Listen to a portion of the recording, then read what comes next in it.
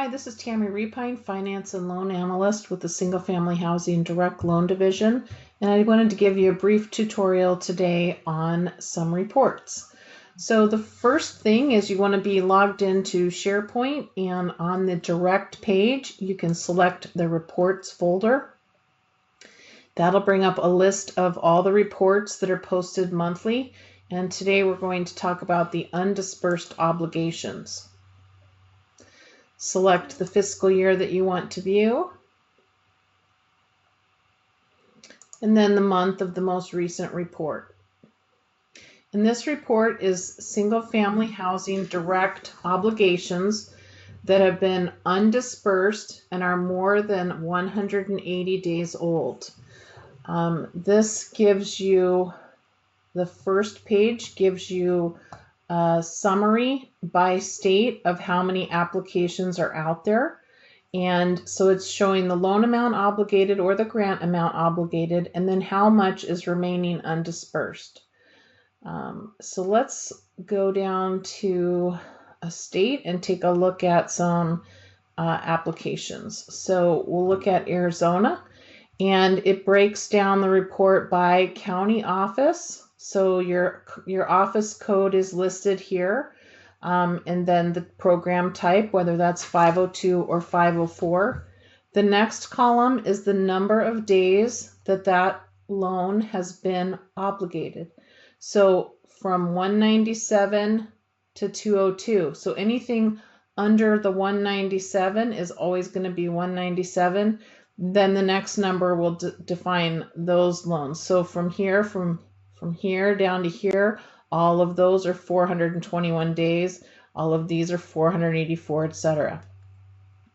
So the first thing you're looking at is, when was this loan obligated? And then how much was the loan obligated for? How much remains undisbursed? And when was that last disbursed? So remember, this report is going to track loans such as self-help grants, or not self-help grants, self-help applications, or even new construction where we're closing the loan and then we're dispersing funds as the house is built. So it's not necessarily a bad thing for a loan to be on this report, but you do want to monitor this report to make sure that progress is being made. So for instance, this very first one was obligated in March, and there have been no disbursements. So some of the questions I would ask there is, are we preparing to go to closing?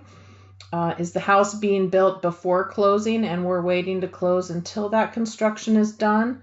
But typically you would want to see some type of disbursement, because that means that you've done a draw request to get you to closing. So unless the house is being built prior to closing, you typically are going to want to see some disbursement dates. Let's drop down a little bit further here.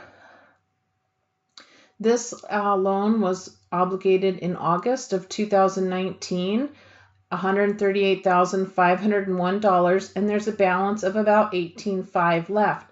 The last draw was on September 14th, which this report is dated September 20th.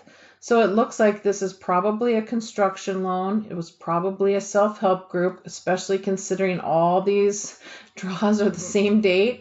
And they're probably making progress on that construction, and in a few months will be converting and their payments will be starting. Let's scroll down a little bit further. So here we have a 504 that was obligated in December of 2019, which is a year ago from our report. There was a grant obligated and no funds have been disbursed from that grant. So the questions I would be asking, is this grant going to close? Did we have some kind of a holdup with getting bids? Has the applicant been notified? Have they been given a time frame? Does this money need to be de-obligated? Is the deal really not ready to go forward?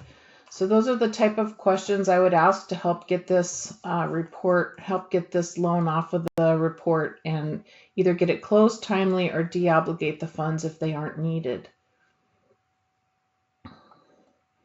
Another one here for 504, it was obligated in January of 2020. The original amount was $7,500.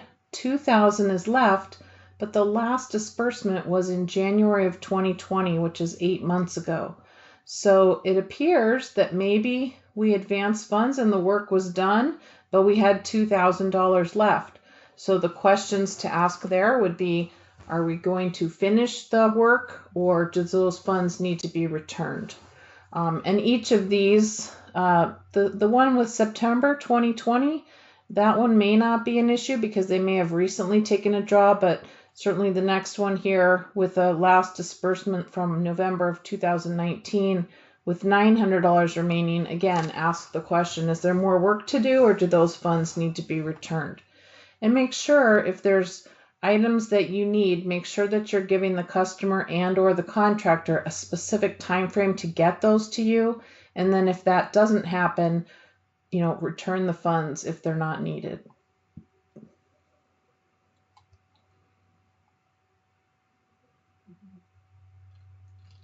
Okay, let me scroll down just a little bit further and see if there's any others. Okay, this one is obligation of $117,447 back in January of 2020, and there's a balance of $1,000 with the last draw having been taken September 1st.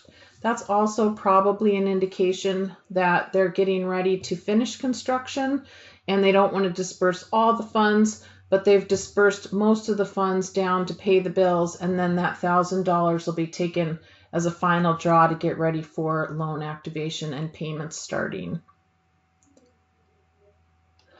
So those are the items to look for on this report, really looking at when was it obligated, what type of loan is it, when did we last disperse, and do we still need those funds or do they need to be returned? Hopefully this information has been helpful. If you do have questions, feel free to reach out to me anytime and I'm happy to assist.